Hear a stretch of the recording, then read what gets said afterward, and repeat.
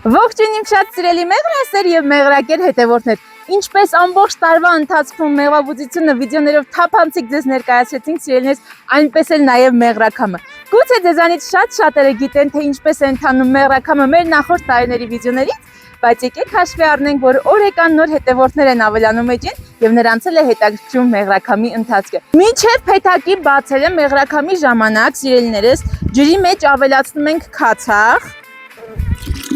Սախը ջուրը լցնելուց հետո շորը թրջում ենք, քամում ենք, այնուհետև փեթակը բացելուց հետո շորը փռում ենք փեթակի վրա, սիրելիներս, որպեսզի քացախի հոտը չեզոքացնի մեղրի հոտը եւ այդպիսով կանխենք հարձակումը։ Իսկ թե ինչ յուրահատուկ հոտառություն ունեն մեղուները, դուք դա շատ լավ գիտեք։ Սիրելի հետևորդներ, ինչպես տեսնում եք, փեթակի երկրորդ հարկի ռամկաները ամբողջությամբ հանում ենք, փոխադրիչների միջոցով տեղափոխում ենք դեպի վրան, որտեղ այս պահին քամվում է ձեր բաժին մեղրը, իսկ առաջին հարկը ամբողջությամբ թողում ենք մեղուների համար ձմեռվա պաշար, որտեղ 100% բնական է միայն այն մեղրը, երբ մեղուները նաև ձմռան են բնական մեղրից օգտվում։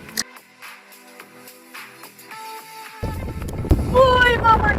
բնության գրկում սպորտ։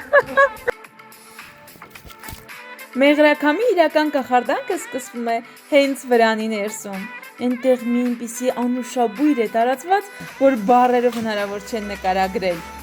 Իսկ ընթացքը ցույց կտամ հաջորդ հոլովակում։ Մինչ այդ գրեք տեսնեմ ձեզանից ինչ որ մեկը երբևէ մասնակցել է մեղրակամի։